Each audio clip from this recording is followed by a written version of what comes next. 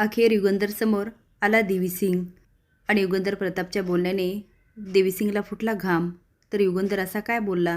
नमस्कार मित्रांनो, ह्या मालिकेच्या आजच्या भागामध्ये नक्की काय घडलं चला तर बघूया. तर घडतं असं, जामकर युगंधरच्या पाठीशी लागतात.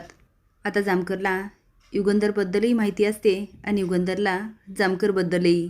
आता दोघं पण तरबेज माणसं मैदानात उतरतात.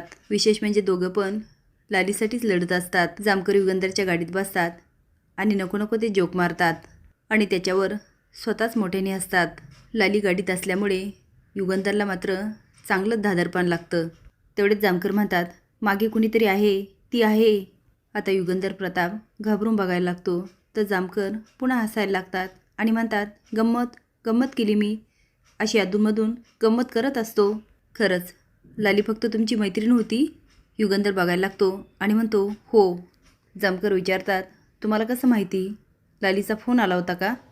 युगंधर म्हणतो, जामकर साहेब, तुम्हाला जी माहिती हवी ना ती कधीच मिळणार नाही, कारण तुमचा तपास चुकीच्या दिशेने चालला आहे. मला लालीचा कुठलाही फोन आला नाही. मी लालीचा फोटो न्यूजपेपरमध्ये बघितला आणि त्या गोपाळरावांचा माफीनामा, तेव्हा मला समजलं हे प्रकरण काहीतरी वेगळंच आहे. म्हणून मित्राच्या नात्याने तिच्या आईवडिलांच्या चौकशीला आलो. इथे आल्यानंतर मला अजूनच माहिती मिळाली आणि तेव्हा मी ठरवलं मी लालीची केस लढणार आणि काही झालं तरी तिला न्याय मिळवून देणार. जामकर म्हणतात, न्याय तो तर मिळून द्यायलाच पाहिजे, पण नक्की एवढंच आहे ना? आता युगंधरला कळतं की जामकर साहेब काही सोपे नाहीत. आता हायवे येतो. जामकर म्हणतात, थांबा थांबा, इथेच गाडी थांबवा.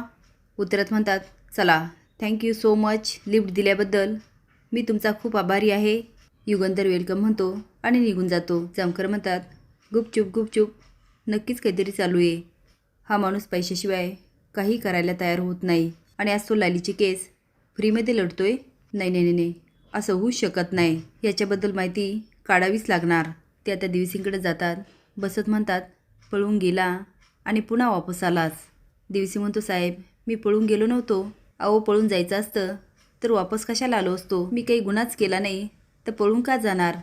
जामकर म्हणतात, याचा बघ आता मी कसा फायदा उठवतो. कधी घेईल हे सांगणार नाही मी, पण याचा वापर करणार मी. साकेत बरा झालाय, बोलायला लागलाय आता. आता मात्र देवीसिंगच्या पायाखालची जमीनच सरकते.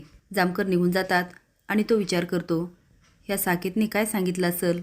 तो जर बकला ना तर माझं काही खरं नाही. आता देवीसिंगला कोर्टात हजर करणार असतात. सुधाकर त्याला घेऊन जातो. कोर्टाबाहेर देवीसिंग बघतो तर त्याच्यासमोर लालीचे आईवडील आणि वकील उभा असतो. आता युगंधर प्रताप देवीसिंगकडे बघतो आणि देवीसिंग त्याच्याकडे. लालीच्या आईवडिलांनी वकील केला हे बघून देवीसिंगला आता घामच फुटतो. युगंधर आता देवीसिंगकडे पाठ करतो. लालीच्या आईवडिलांना म्हणतो, तुम्ही अजिबात काळजी करू नका, आरोपीला नक्की शिक्षा मिळेल. देवीसिंग त्याच्याकडे बघत असतो. युगंधर बोटाने चष्मा वर करत म्हणतो, शब्द आहे माझा. देवीसिंग विचार करतो, खूप मोठा वकील दिसतो. या लालीच्या आईवडिलांकडं एवढे पैसे कुठून आले? मला वाटलं नव्हतं हे प्रकरण एवढं वाढत जाईल. आज जर मी सुटलो नाही ना तर कधीच सुटणार नाही. आणि हा वकील या केसमध्ये एवढा काय इंटरेस्ट घेतोय? म्हणजे याला नक्कीच लालीने हायर केलं असणार आणि सगळ्यांना दाखवून देते ती मिली आहे. पण लाली, मला माहिती आहे तू जिवंत आहे आणि जे सगळं करते ना ते तूच. मला पण देवीसिंग म्हणतात, स्वतःसाठी कसं लढायचं हे मला चांगलंच माहिती आहे. आता कोर्टामध्ये असं काही करावं लागेल ना, माझी तिथून निर्दोष सुटका होईल. लाली युगंधरकडे आलेली असते ते गोपाळला सोडवण्यासाठी आणि युगंधर प्रयत्न करणार असतो ते गोपाळला अडकवण्यासाठी. तर तुम्हाला काय वाटतं, कोर्टामध्ये गेल्यानंतर युगंधर अचानक पलटी मारेल का आणि गोपाळच्या बाजूने लढेल का? नक्की काय घडायला पाहिजे?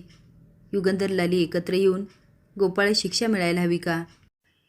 हे कमेंट बॉक्समध्ये नक्की सांगा. नवीन अपडेट जाण्यासाठी लाईक आणि सबस्क्राईब करा. धन्यवाद.